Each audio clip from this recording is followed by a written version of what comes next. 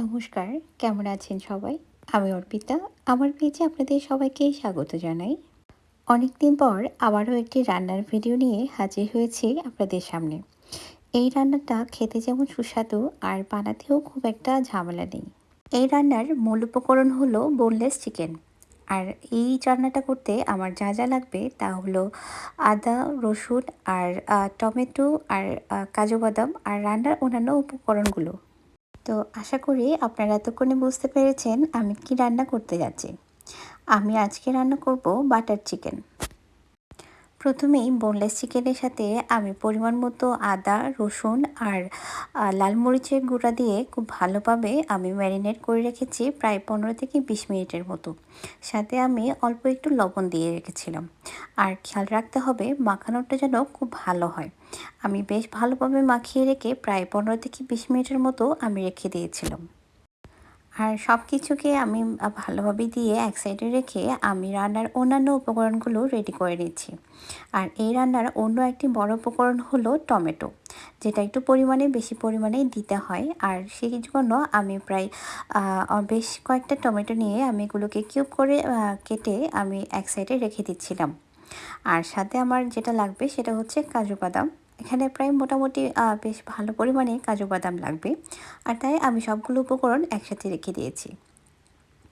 এবার ফ্রাই প্যানে আমি পরিমাণ মতো তাতে তেল দিয়ে আমি যে মেরিনেট করে চিকেন রেখেছিলাম সেই চিকেনটাকে আমি একসাথে দিয়ে দিয়েছি।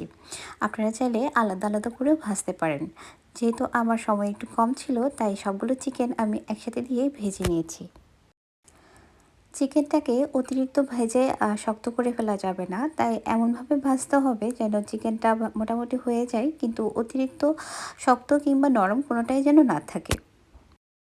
চিকেনগুলো ভাজা হয়ে যাওয়ার পর আমি ফ্রাই প্যান থেকে তুলে নিচ্ছি। আর দেখতে পাচ্ছেন যে ফ্রাই প্যানে খুব বেশি তেল নেই, যে অল্প কিছু তেল আছে সেই তেলের মধ্যে আমি অল্প কিছু পরিমাণে পেঁয়াজ দিয়ে আমি বেশ ভালোভাবে এই পেঁয়াজগুলোকে ভেজে নিয়েছি। আর সাথে অল্প একটু লবণ দিয়েছি। আর পেঁয়াজটাকে অতিরিক্ত ভাজার কোনো দরকার নেই। দেখতে হবে শুধু পেঁয়াজের যে কাঁচা ফ্লেভারটা থাকে সেটা যেন চলে যায়। এবার আমি যে টমেটো আর কাজু বাদাম রেখেছিলাম সবগুলো উপকরণ আমি একসাথে দিয়ে বেশ কিছুক্ষণের জন্য আমি ভেজে নিয়েছি। তো বেশ কিছুক্ষণ ভেজে নেওয়ার পর আমার মনে হলো এখানে একটু লবণ দেওয়া দরকার, তাই আমি একটু লবণ দিয়ে নিয়েছি। আর সাথে অন্যান্য যে উপকরণগুলো আছে আমি একটা একটা করে সবগুলোই দিব। এখানে আমি গরম মশলা ব্যবহার করেছি প্রথমেই। আর সাথে আমি দিয়েছি লাল মরিচের গুঁড়া। এখানে আসলে লাল মরিচের গুঁড়োটা একটু পরিমাণে বেশি ব্যবহার হয়। আমি আবারও পরিমাণ মতো আদা রসুনের পেস্ট আমি দিয়ে খুব ভালোভাবে নেড়েচেড়ে আমি বেশ কিছুক্ষণের জন্য রেখেছি। আর এবার দিব আমি ১ চামচের মতো চিনি। চিনিটা পুরোটাই অপশনাল। এটা আপনারা চাইলেই দিতে পারেন আর না চাইলে আপনারা স্কিপ করতে পারেন। যারা অনেক বেশি ঝাল পছন্দ করেন তাদের জন্য চিনিটা পছন্দ না করলে নাও দিতে পারেন। আর যারা খুব বেশি ঝাল পছন্দ করে না তাদের জন্য একটু চিনি দিতেই পারেন। এই সব কিছু উপকরণের সাথে আমি কিছু গোটা গরম মসলা ব্যবহার করেছিলাম, যেগুলো আমার ভিডিওতে ধারণ করা হয়নি। আর সে কারণে এগুলো দেখানো যাচ্ছে না। আর এবার সব কিছুকে বেশ কিছুক্ষণের জন্য আমি রেখে ভালোভাবে একটু পানি দিয়ে আমি বেশ কিছুক্ষণের জন্য জাল করে নিয়েছিলাম। আর এবার আমি একটি পাত্রে নিয়ে আমি একটু ঠান্ডা হতে দিয়েছিলাম বেশ কিছুক্ষণের জন্য। তো মোটামুটি একটু ঠান্ডা হয়ে আসার পর আমি হ্যান্ড ব্লেন্ডার দিয়ে এগুলোকে আমি ব্লেন্ড করে নিয়েছিলাম। খুব সুন্দরভাবে যেন এগুলো মিক্সড হয়ে যায় সেদিকে একটু খেয়াল রাখতে হবে। সব কিছু ভালোভাবে ব্লেন্ড হয়ে গেলে এটা দেখতে খুব সুন্দর একটা স্মুথ একটা পেস্টের মতো মনে হবে। আর এরকম হয়ে গেলে আর ব্লেন্ড করার কোনো দরকার নেই। আপনারা দেখছেন যে এটা কত সুন্দরভাবে স্মুথ হয়ে গিয়েছে। তো আমি আর এটাকে খুব বেশি ব্লেন্ড করিনি। আর এবার আমি যেটা করব সেটা হলো অন্য একটি পাত্রে আমি রান্না করার আগে এটাকে আমি খুব ভালোভাবে আমি ছেঁকে নিব, যাতে এটা কোনোভাবে এটার দানাগুলো যেন মুখে না লাগে। যেহেতু এখানে অনেক ধরনের মশলা আছে প্লাস টমেটোর যে খোসাগুলো আছে সেগুলো যাতে না থাকে সে কারণে আমি এগুলোকে এইভাবে ছেঁকে দিয়েছি। তো বাটার চিকেনের যে জিনিসটা আমার সবথেকে বেশি ভালো লাগে, এটা খেতে খুব বেশি যেমন সুস্বাদু হয় আর এটা দেখতে খুব স্মুথ আর ভেলভেটি হয়, যেটা সবার খুব পছন্দ হওয়ার মতোই। আসলে একেবারে ঝামেলামুক্ত একটি খাবার।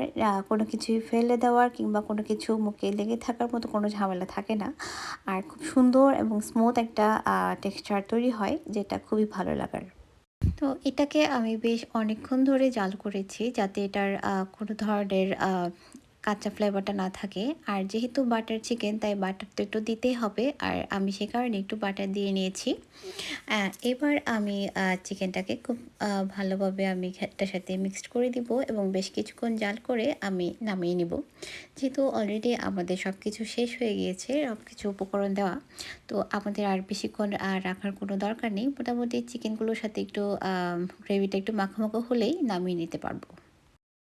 এই রেসিপিটি আমার হাসব্যান্ড অনেক বেশি পছন্দ করে, তাই ওর পছন্দের জন্য মাঝে মাঝে এটা আমার রান্না করতে হয়।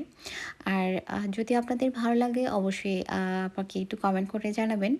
আর আপনারা অবশ্য ট্রাই করে দেখতে পারেন বাসায়। খুব বেশি ঝামেলা নেই। আপনারা চাইলে একটু কষ্ট করে এটা বানিয়ে নিতে পারেন। আর যদি ভালো লাগে আমার ভিডিওটি অবশ্যই আপনারা একটু লাইক করবেন, কমেন্ট করবেন এবং শেয়ার করবেন। আর আমার পেজটির পাশে থাকবেন। আপনাদের সবার অনেক অনেক ভালোবাসায় আমার পেজটি ৫,০০০ ফলোয়ার পূর্ণ হয়ে গিয়েছে। এভাবেই সবাই আমাকে সাপোর্ট করুন আর সবাই ভালো থাকুন, সুন্দর থাকুন আর সুস্থ থাকুন।